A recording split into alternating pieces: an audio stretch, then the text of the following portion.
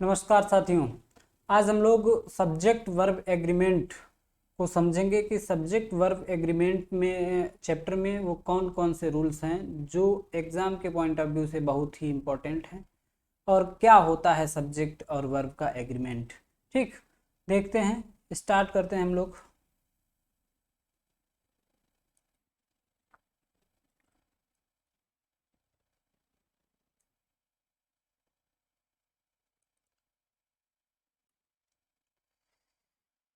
तो क्या समझना है हमें आज?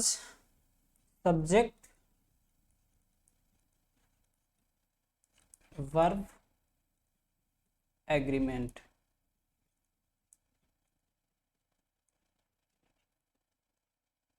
ठीक है, इस चैप्टर को हम लोग समझेंगे।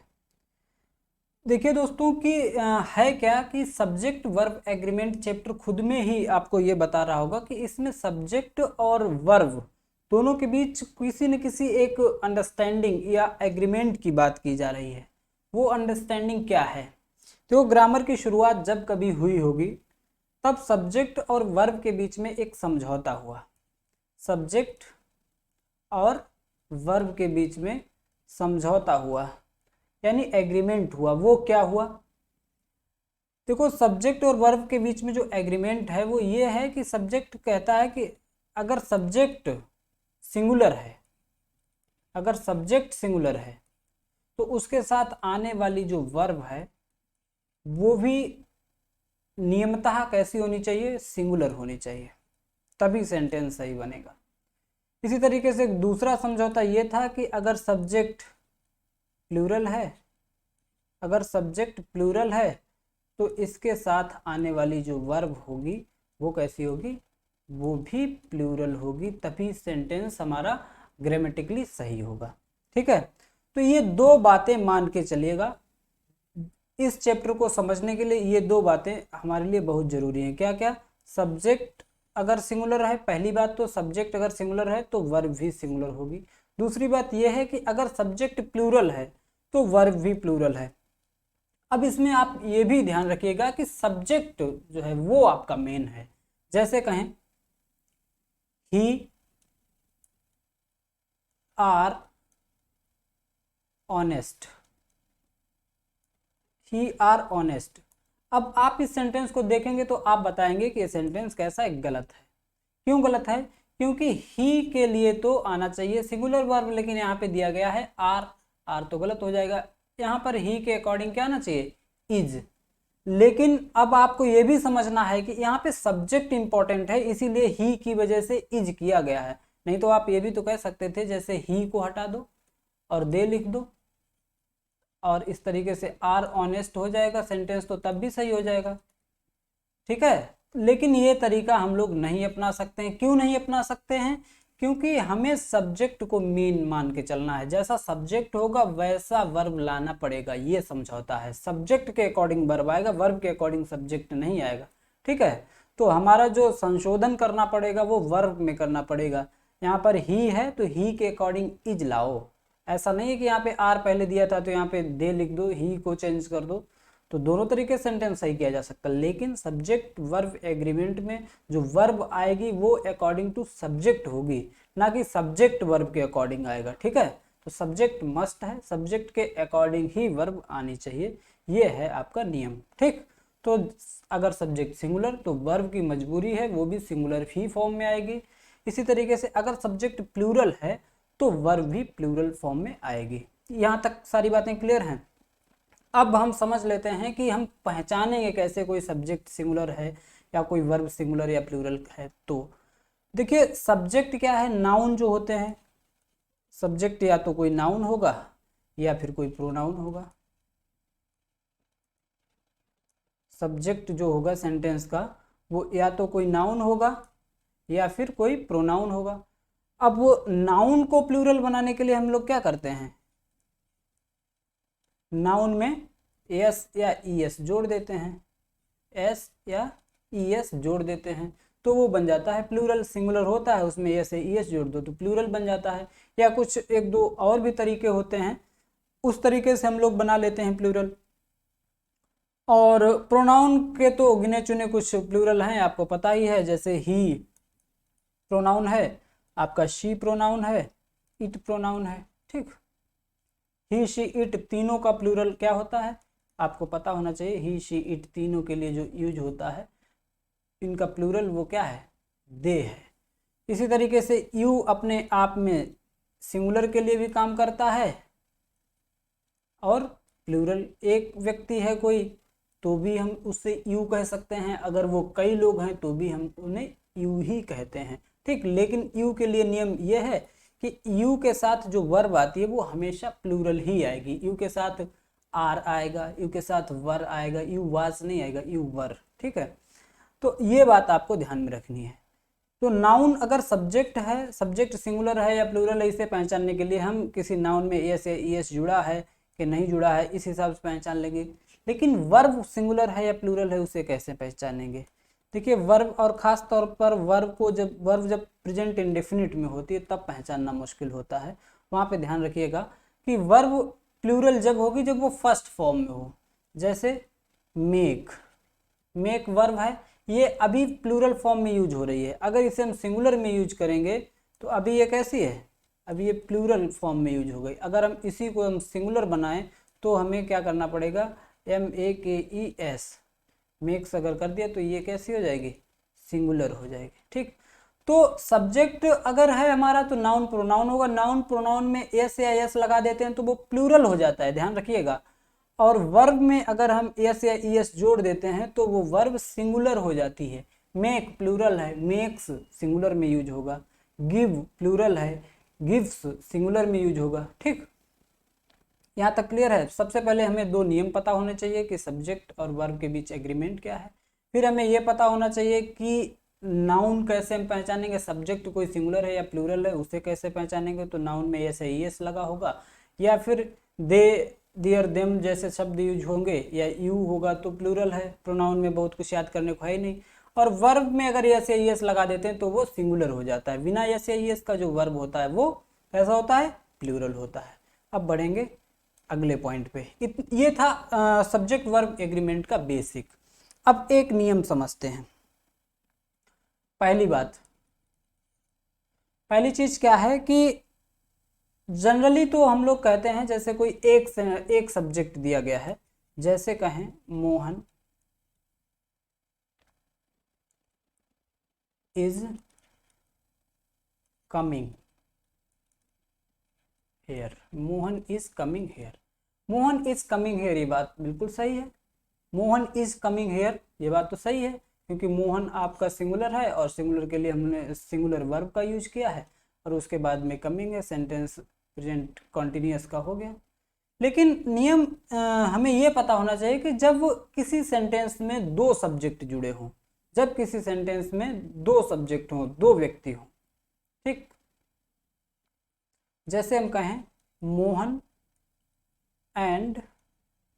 एंड से जुड़े हैं, मोहन एंड सोहन, मोहन एंड सोहन। अब यहां पर क्या आना चाहिए, coming here, Mohan and Sohan coming here. देखिएगा कि मोहन एंड सोहन, अब यहाँ पे जो वर्ब आएगी, इसके लिए जो हेल्पिंग वर्ब आएगी, अब यहाँ पे क्या आना चाहिए, इज आएगा या आर आएगा, इसमें से हमें चूज करना है।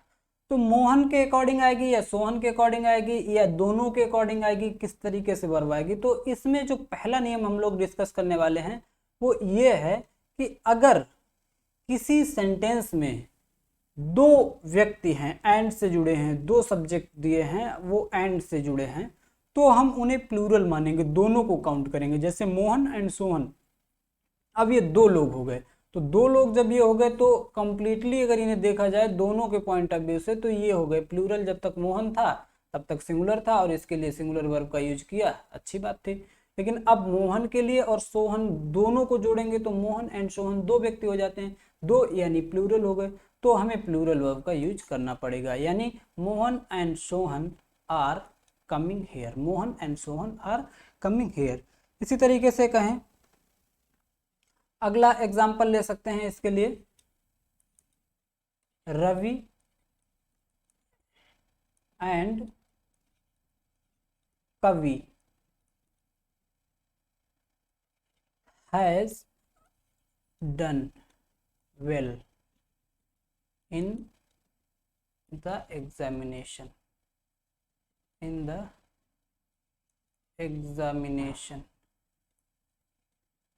ठीक, रवि एंड कवि has done well in the examination. अब ये सेंटेंस सही है या गलत है? अगर ये देखा जाए तो ये सेंटेंस ग्रामेटिकली गलत है, क्योंकि यहाँ पर जो दिया गया है हैज वो गलत है, क्योंकि यहाँ पे रवि एंड कवि हैं। जैसे ऊपर मोहन एंड सोहन था, यहाँ रवि एंड कवि हैं, और रवि एंड कवि दो व्यक्ति हो गए, तो दो के लिए हैज का यूज तो होगा नहीं, तो हमें हैज की जगह पे यहाँ पे क्या लिखना पड़ेगा? Have done well in the examination. ठीक है, रवि और कवि ने एग्जाम में बहुत अच्छा परफॉर्मेंस किया। ठीक, एक एग्जाम्पल और ले लेते हैं इसके लिए। जैसे कहें a boy and a girl, a boy and a girl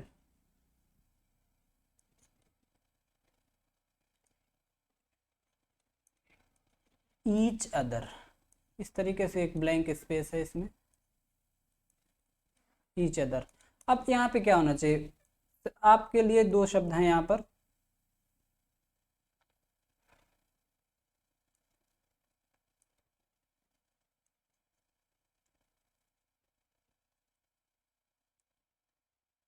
हाँ, एक शब्द हो सकता है आपके लिए लव और दूसरा हो सकता है लव्स। ठीक, तो क्या आना चाहिए? A boy and a girl, a boy and a girl loves each other. कहने में अच्छा लग रहा है, सुनने में भी अच्छा लग रहा है, लेकिन होना क्या चाहिए? अ बॉय एक व्यक्ति है यहाँ पे, दूसरी लड़की है, यानी दो लोग हो गए हैं, एंड से जुड़े हैं, तो ऐसे में हम क्या करेंगे? दोनों को प्लूरल मानेंगे। प्लूरल के अकॉर्डिंग यहाँ पे आना चाहिए प्लूरल वर्ब, यानी love. A boy and a girl love each other, a boy and a girl love each other. यहाँ तक क्लियर है? एक नियम क्लियर हुआ कि जब किसी सेंटेंस के सब्जेक्ट में दो नाउन जुड़े हों, ठीक है, कोई नाउन हो प्लस नाउन हो, एंड से जुड़ा हो, एंड नाउन हो या प्रोनाउन हो, ठीक है, तो उसके बाद में जो वर्ब आती है वो कैसी आती है?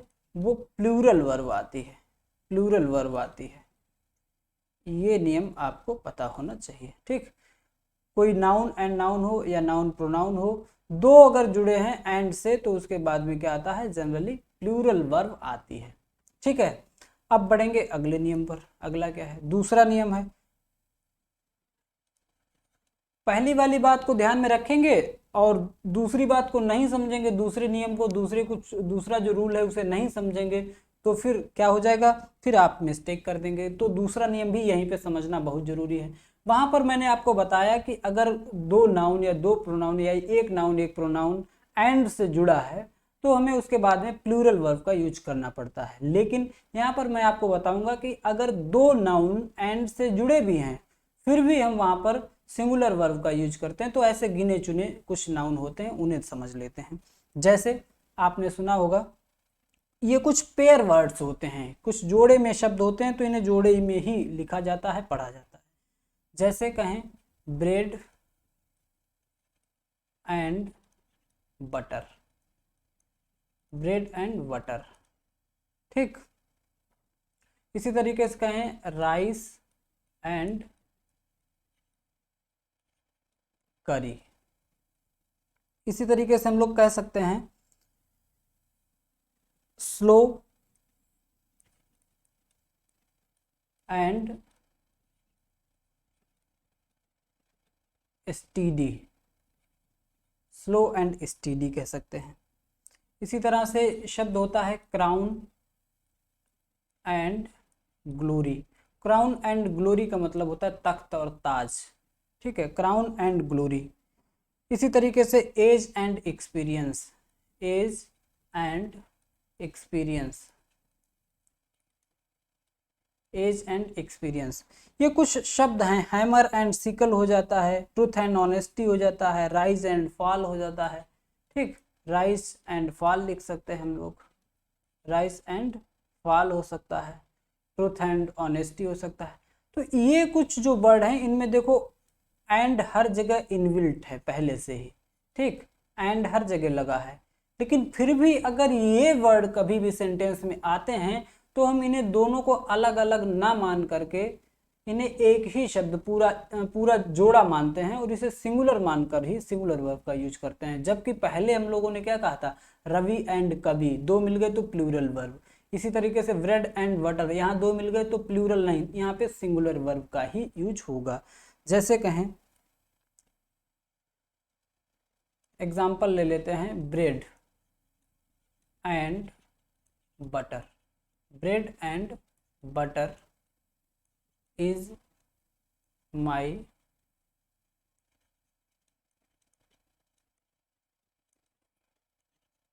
Favourite dish.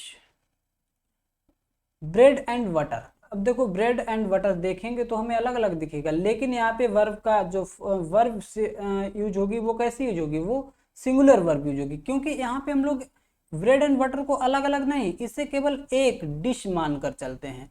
तो ये डिश के फॉर्म में तो ये सिंगुलर है।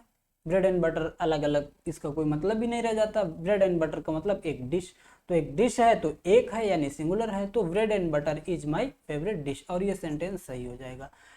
और इसी तरीके से आपने एक फ्रेज और सुनी होगी, स्लो। स्लो का एक एग्जांपल ले लेते हैं, slow and steady. Slow and steady. अब आप यहाँ पे बताइएगा विन होगा या विंस होगा, the race. Slow and steady wins the race.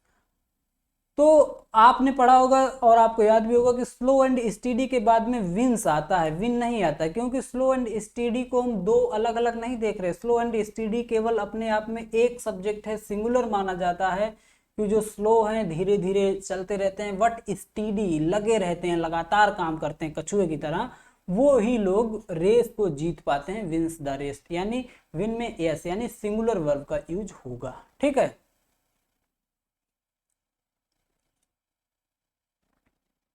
इसी तरीके से rise and fall. Rise and fall का एक एग्जांपल ले लेते हैं, राइज एंड फॉल। क्या कहेंगे, rise and fall are the parts of life. अब ये सेंटेंस इस तरह से है गलत। क्यों गलत है, क्योंकि राइज एंड फॉल को हम एक ही तरह से लेंगे, राइज एंड फॉल। अब इसके साथ आर नहीं लगा सकते। अगर आर नहीं लगा सकते इसलिए नहीं लगा सकते क्योंकि इसे हम प्लूरल मान के नहीं चल रहे हैं, सिंगुलर मानते हैं, तो आर नहीं लगेगा। जब ये सिंगुलर है तो इसके साथ में पार्ट्स भी नहीं होगा, यानी पार्ट भी सिंगुलर होगा। इस सेंटेंस को पूरी तरह से हमें फिर से सही करना पड़ेगा। क्या करना पड़ेगा, rise and fall is the part of life, ठीक है।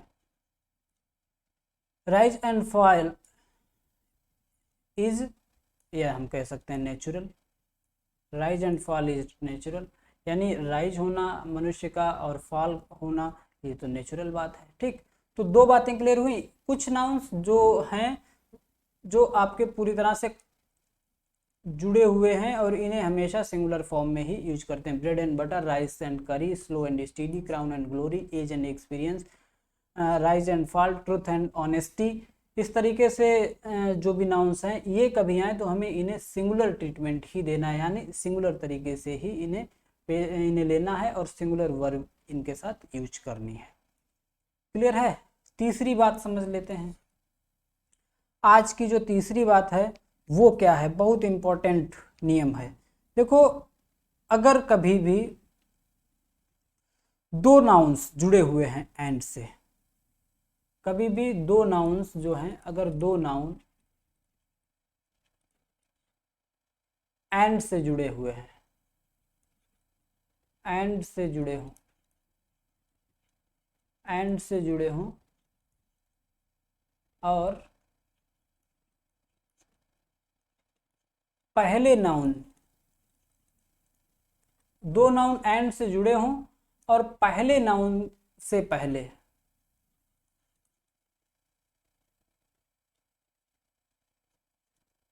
पहले नाउन से पहले कोई आर्टिकल दिया हो, बहुत इंपॉर्टेंट नियम है, कोई आर्टिकल दिया हो या पजेसिव एडजेक्टिव दिया हो। पजेसिव एडजेक्टिव जानते हो, माई, अवर, हिज, हर, दियर, इस टाइप का कोई शब्द दिया हो, पजेसिव एडजेक्टिव दिया हो,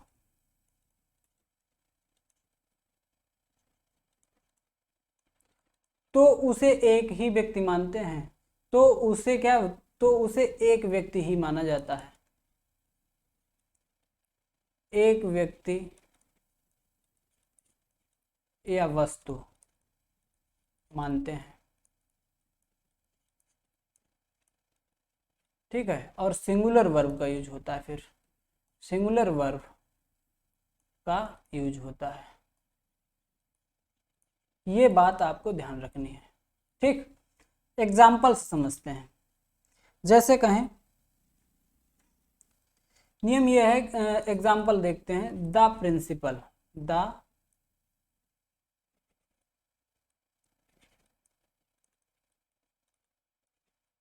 principal and secretary, the principal and secretary,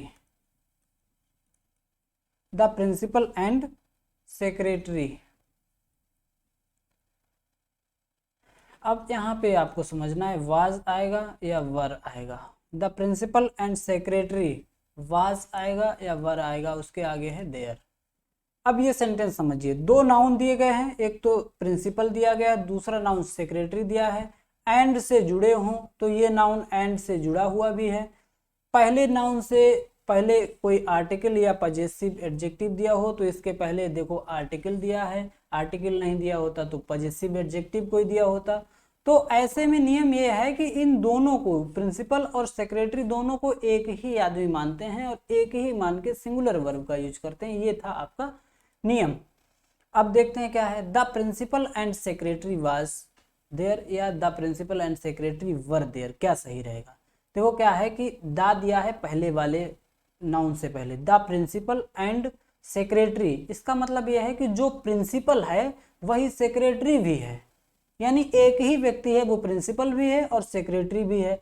इसीलिए हमें क्या करना पड़ेगा, द प्रिंसिपल एंड सेक्रेटरी हमें सही करना पड़ेगा वाज देयर, ठीक। The principal and secretary was there. जैसे कहें, अगला सेंटेंस लें, अब क्लियर हो जाना चाहिए अगले बार में।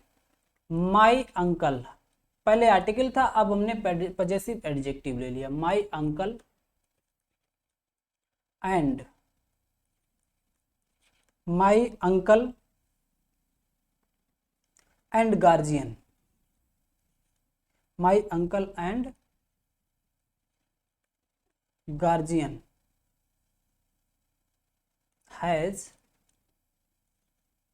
कम टू सी मी, यानी माई अंकल, देखो अंकल दिया है एक नाउन, दूसरा है गार्जियन, लेकिन अब माई पहले वाले के साथ दिया है, माई दूसरे के साथ दोबारा तो दिया नहीं। अगर दूसरे के साथ दोबारा दिया होता तो इसका सेंस दूसरा हो जाता, लेकिन यहाँ केवल एक बार ही माई दिया। ये माई अंकल के लिए भी काम कर रहा है और यही माई गार्जियन के लिए भी काम कर रहा है। तो माई अंकल एंड गार्जियन, यानी जो मेरे अंकल हैं वही मेरे गार्जियन भी हैं, यानी एक ही व्यक्ति, हैज कम, तो एक ही व्यक्ति है, इसके लिए हमने हैज लगाया, हैव नहीं लगा सकते। हैव लगाएंगे तो सेंटेंस गलत हो जाएगा। My uncle and guardian has come to see me, clear है। यानी माई अंकल एंड गार्जियन, जो अंकल है वही गार्जियन, इसी तरीके से जो प्रिंसिपल है वही सेक्रेटरी भी है। इसी तरीके से एक सेंटेंस और ले लेते हैं, बात एकदम क्लियर हो जाएगी। जैसे कहें, a poet, a poet and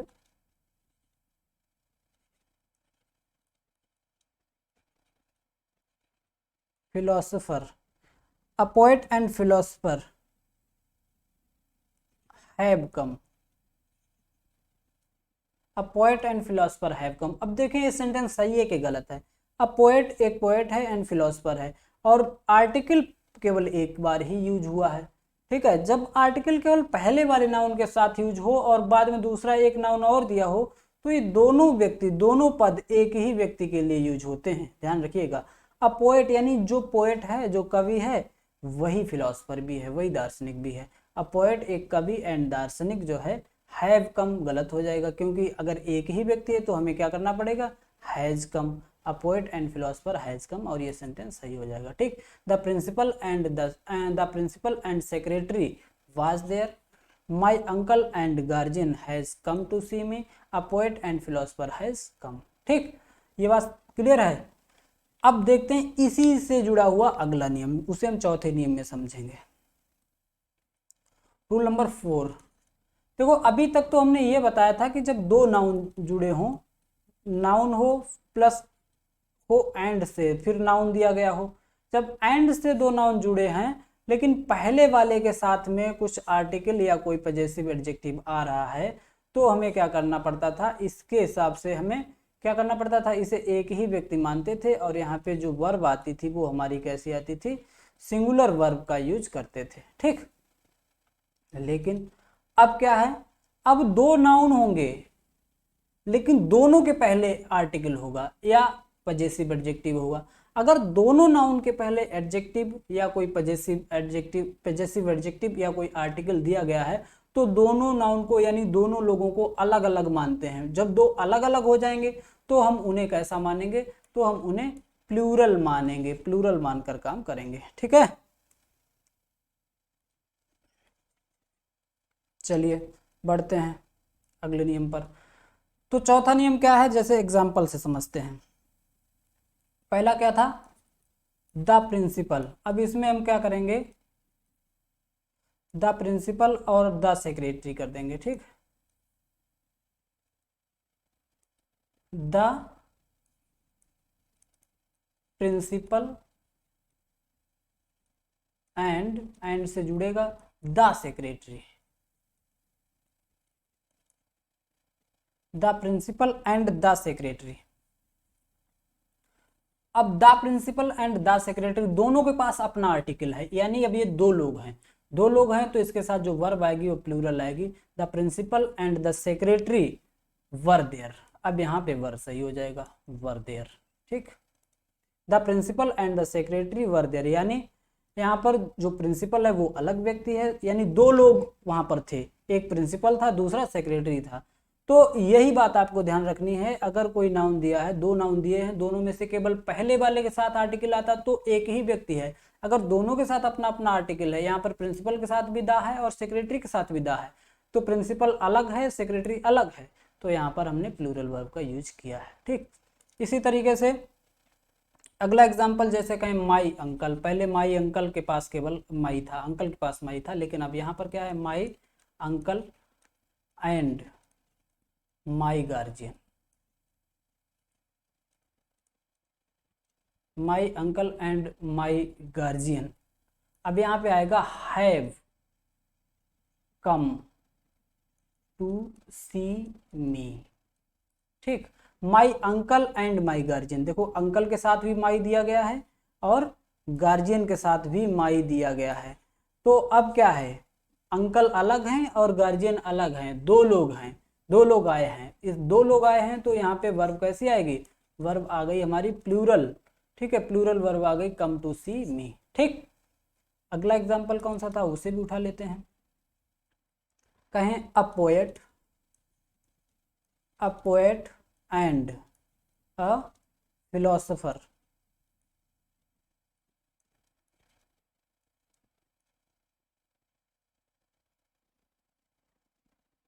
a poet and philosopher. अब क्या होगा, अ पोएट अलग है और फिलोसफर अलग है, तो अ पोएट एंड फिलोसफर के साथ में हैज ना लगकर अब आएगा यहाँ पर हैव कम। ठीक, अ poet and a philosopher have come. बात क्लियर हो रही है। देखो जब इसके साथ केवल पहले वाले नाउन के साथ आर्टिकल था तो उस दोनों को हम एक ही मानते थे, लेकिन अब पोएट के पास अपना ए है, आर्टिकल है, और फिलोसफर के साथ अपना आर्टिकल है, तो दोनों के पास अपना अपना आर्टिकल या दोनों के पास अपना अपना एडजेक्टिव है, तो हम दोनों को अलग मानते हैं। जब दोनों अलग अलग हैं यानी दो लोग हैं यानी प्लूरल है, तो प्लूरल के साथ में प्लूरल वर्ब का यूज करते हैं, ठीक, ना कि सिंगुलर का। ये बात क्लियर है? तो 4 नियम आज आपके क्लियर हुए हैं। अगला नियम भी एक समझ लेते हैं, बहुत ही इंपॉर्टेंट है, आपके काम का है, फिर हम लोग बढ़ेंगे आगे किसी काम पर, ठीक। अगला नियम ये है, 4 के बाद 5, कुछ आपके वर्ड हैं जो एडजेक्टिव का भी काम करते हैं, कई बार वो प्रोनाउन का भी काम करते हैं, जैसे ईच, ईच हो गया आपका, एवरी हो गया, ईच, एवरी, इसी तरीके से आइदर, नाइदर,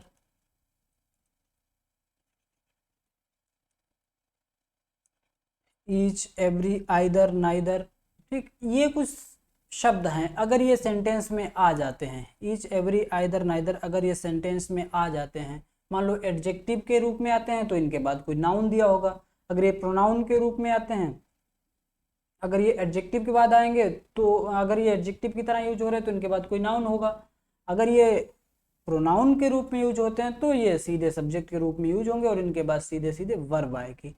जैसे कहें एडजेक्टिव की तरह एग्जाम्पल देखते हैं, लेकिन ये ध्यान रखिएगा कि ये जो वर्ब अगर आते हैं सेंटेंस के सब्जेक्ट के रूप में तो हम इन्हें हमेशा सिंगुलर मानते हैं और इनके साथ सिंगुलर वर्ब का यूज करते हैं, ठीक। कैसी वर्ब का? इन्हें सिंगुलर मानते हैं और इनके साथ सिंगुलर वर्ब का यूज करते हैं। जैसे ईच स्टूडेंट, ईच स्टूडेंट, ठीक, each student is intelligent, each student is intelligent, ठीक, प्रत्येक विद्यार्थी इंटेलिजेंट है। तो ईच आ रहा है, ईच के बाद में सिंगुलर काउंटेबल नाउन आ रहा है, ठीक, ईच है, उसके बाद में सिंगुलर काउंटेबल नाउन है, उसके बाद में जब सिंगुलर काउंटेबल नाउन है तो वर्ब जो हमारी है वो सिंगुलर ही रहेगी, ईच स्टूडेंट इज इंटेलिजेंट। इसी तरीके से कहें, देखो आइदर और नाइदर का जो प्रयोग होता है वो दो के सेंस में होता है, ठीक। जैसे आइदर का मतलब दो में से कोई एक, दो में से कोई एक, और नाइदर का मतलब होता है दो में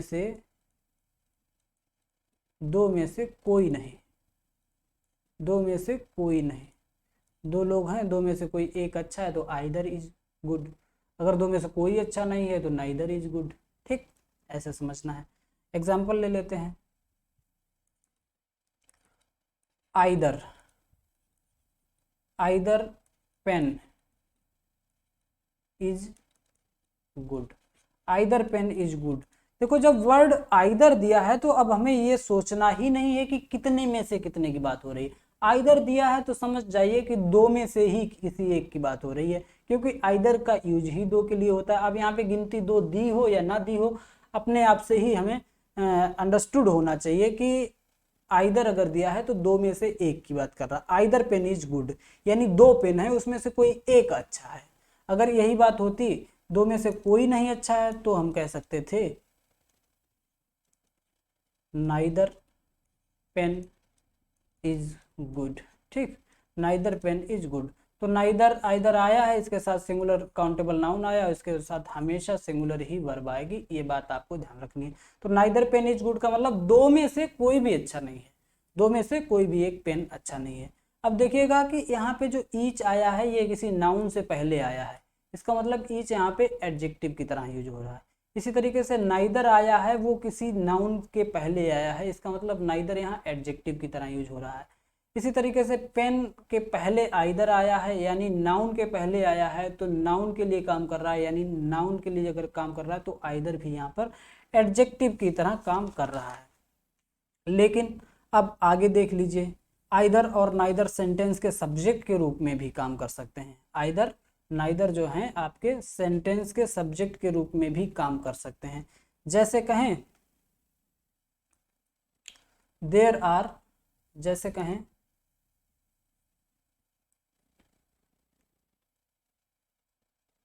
देयर आर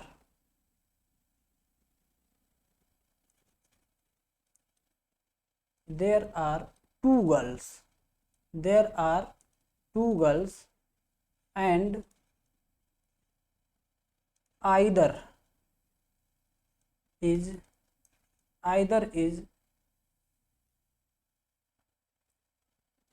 ब्यूटीफुल।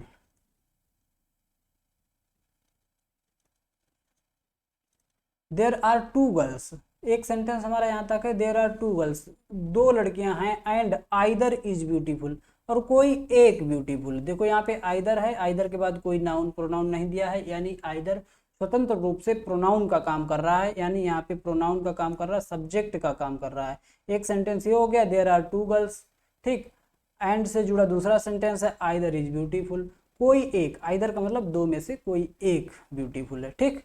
तो ये सब्जेक्ट के रूप में काम कर रहा है, यानी आइदर सब्जेक्ट के रूप में अगर ये काम करें तो इनके साथ हमेशा सिंगुलर वर्ब ही आएगी, वो तो आएगी ही, क्लियर है, ठीक। अगर एडजेक्टिव के लिए काम कर रहे हैं, एडजेक्टिव की तरह जैसे each student, neither pen, either pen, तो भी यहाँ पर सिंगुलर वर्ब का ही यूज होता है।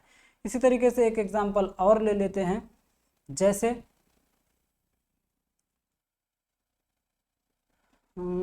एग्जाम्पल हो जाएगा, there are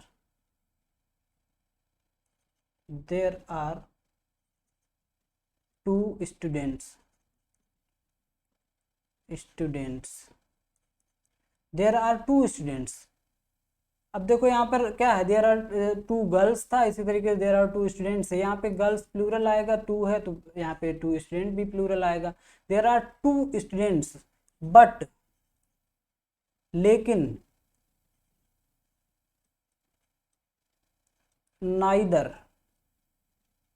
neither is punctual. There are two student but neither is punctual, यानी दो बच्चे हैं बट नाइदर, यहाँ पे देखो नाइदर के बाद सीधे वर्ब आया है, इसका मतलब नाइदर प्रोनाउन का काम कर रहा है। नाइदर के बाद अगर कोई नाउन आता तो यही नाइदर एडजेक्टिव का काम करता है। तो नाइदर इज पंक्चुअल का मतलब दो हैं लेकिन दो में से कोई भी पंक्चुअल नहीं है। ये बात क्लियर हो गई कि ईच, एवरी, आइदर, नाइदर, इस टाइप के जो आपके प्रोनाउन हो, प्रोनाउन की तरह अगर ये यूज हो या फिर एडजेक्टिव की तरह यूज हो, तो जनरली इनके साथ क्या होता है, सिंगुलर इन्हें माना जाता है और सिंगुलर वर्ब का ही यूज होता है। जनरली की बात कर रहा हूं, ठीक है। अगली बात, अगला एक नियम समझ लेते हैं, क्या है।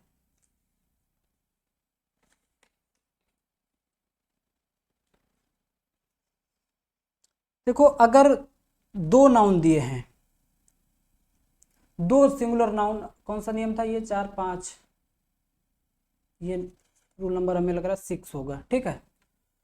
6, अगर दो नाउन्स दिए हैं, ईच एवरी से ही जुड़ा हुआ है, दो नाउन्स दिए हैं और दोनों के पहले ईच या एवरी जैसे शब्द यूज हो रहे हैं, ईच एवरी जैसे शब्द यूज हो रहे हैं, अगर दोनों नाउन्स से पहले ईच और एवरी जैसे शब्द यूज हो रहे हैं, तो हम क्या करेंगे, फिर भी हम सिंगुलर ही मानेंगे। दो नाउन तो जरूर होंगे, जैसे रवि एंड कवि था तो उसे प्लूरल मान लेते थे, मोहन एंड सोहन था तो उसे प्लूरल मान लेते थे, लेकिन यहाँ पे अगर ईच और एवरी से जुड़े हैं तो हम उन्हें दोनों को सिंगुलर ही मानेंगे।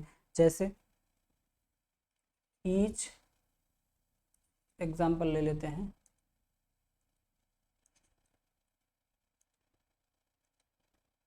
जैसे कहें each pen and each pencil, each pen and each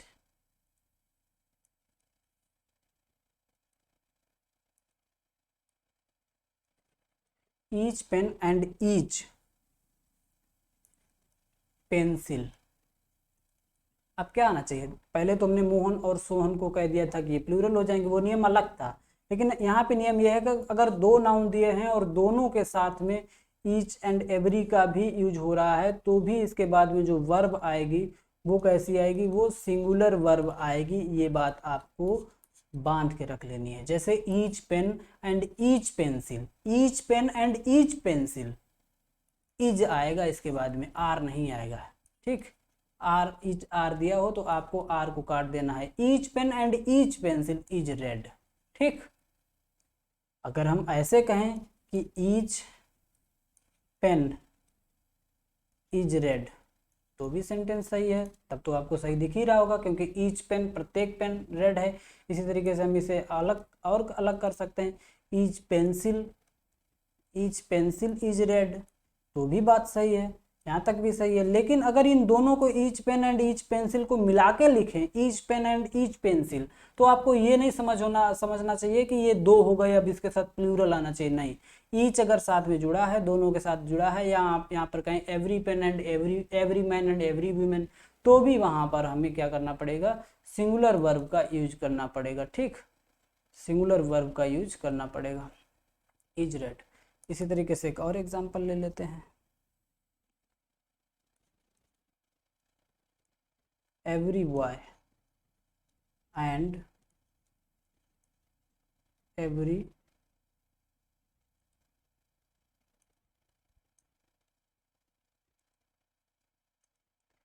boy and every girl, every boy and every girl